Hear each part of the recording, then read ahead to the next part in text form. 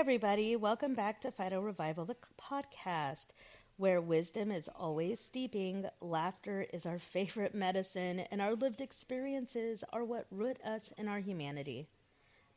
I'm your host, Dezaraé Haley. Now, in the last episode, we talked about outgrowing your environment, but today I want to talk about what happens when your environment grows you. We're talking about those that tend to have nature exposed in bountiful ways and those who tend to be a little bit more nature deprived. Because there's a real difference in how country kids think, play, problem solve, and connect compared to a city kid. It's not any better, it's not any worse.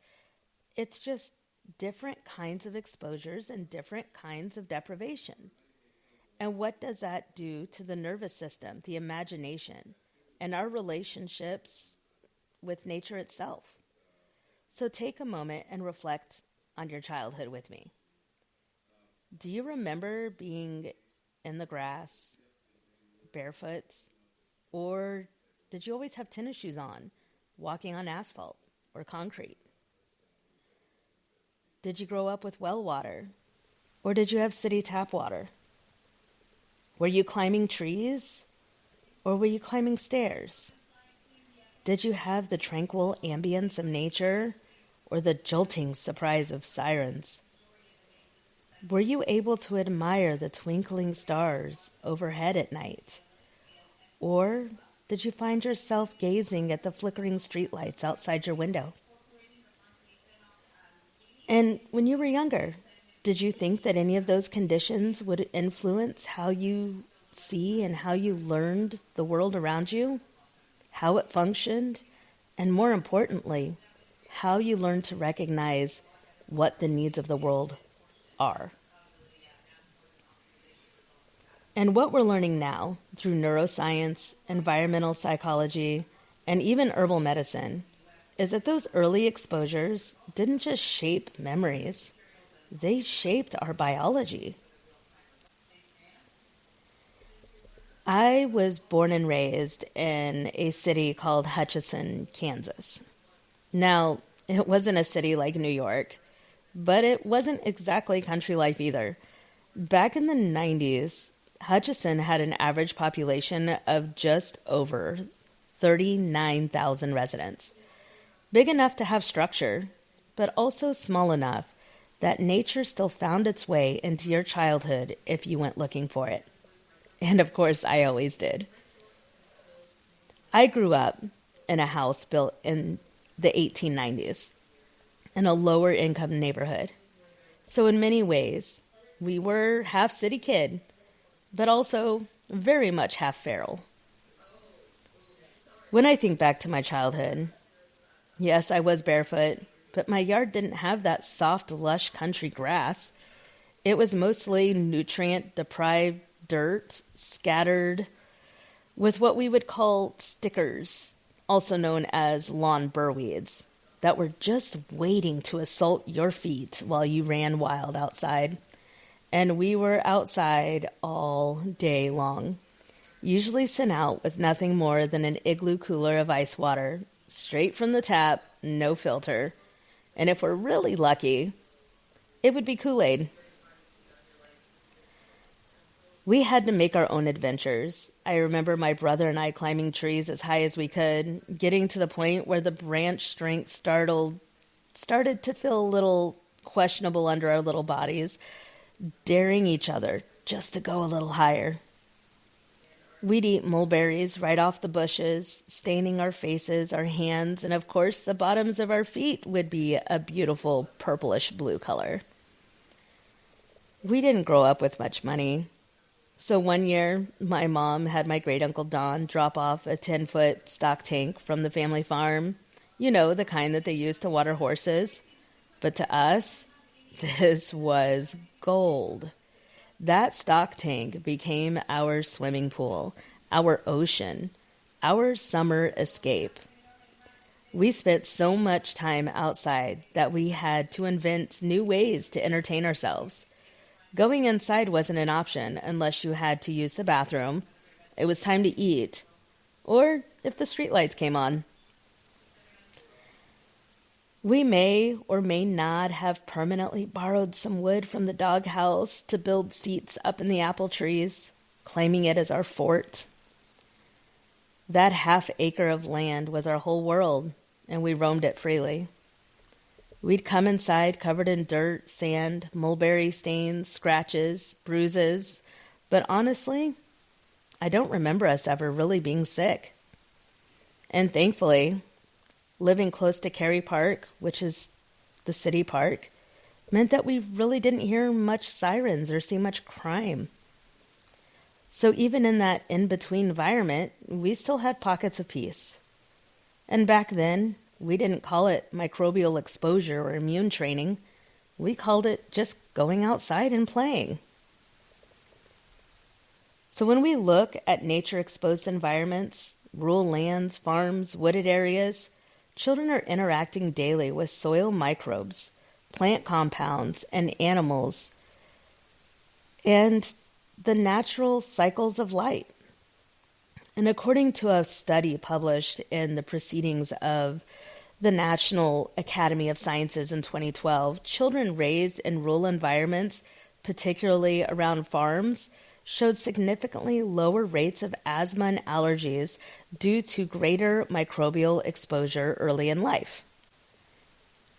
Now, to put that into perspective, this means that roughly 5.8% of children in the United States have asthma.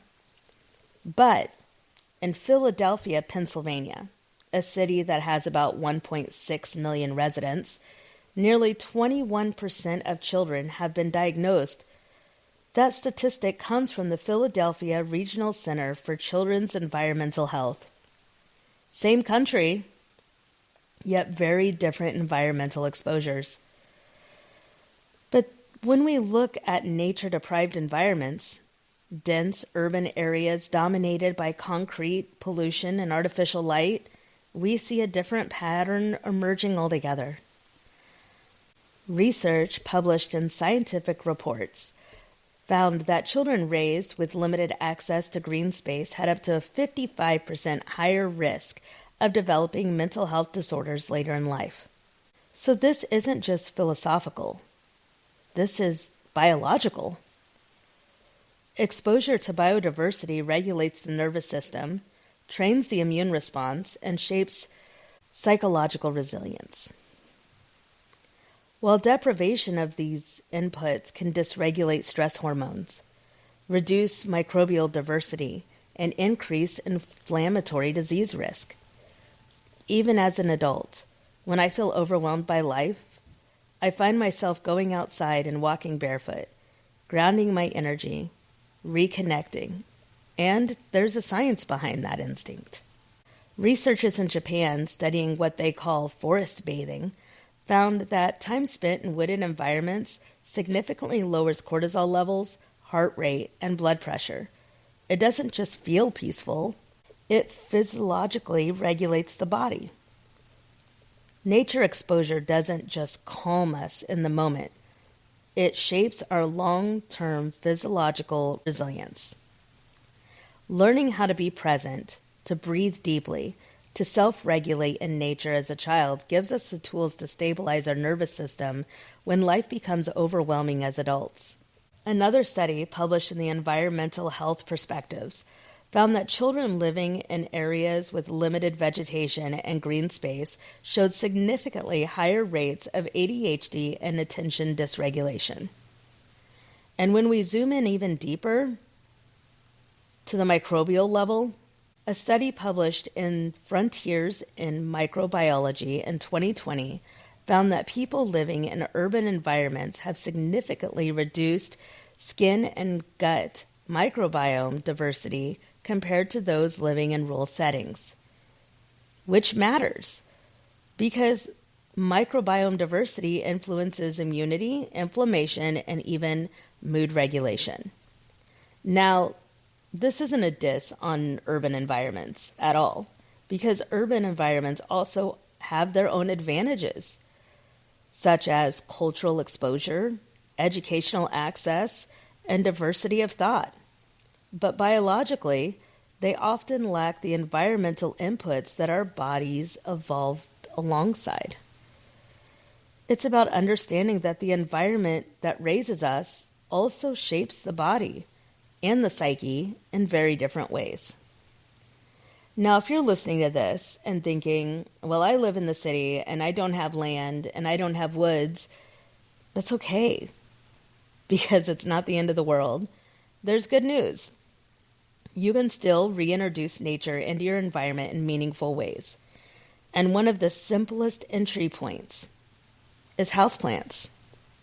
According to a study published in the Journal of Physiological Anthropology in 2015, interacting with indoor plants, even simple tasks like watering or touching their leaves, significantly lower heart rate and sympathetic nervous system activity compared to computer work. So yes, you can improve your health just by adding some plant companions in your home, because houseplants support well-being in multiple ways.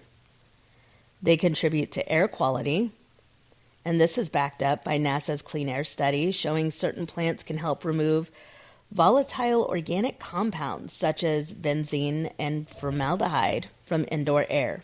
They reintroduce microbial diversity into built environments, with research from the Journal of Microbiome showing indoor plants can support immune regulation through microbial exposure.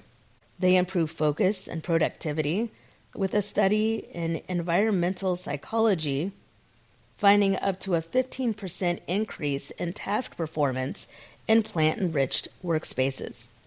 They support the nervous system and mood stability, with multiple environmental psychology studies linking indoor greenery to reduce depression and anxiety symptoms.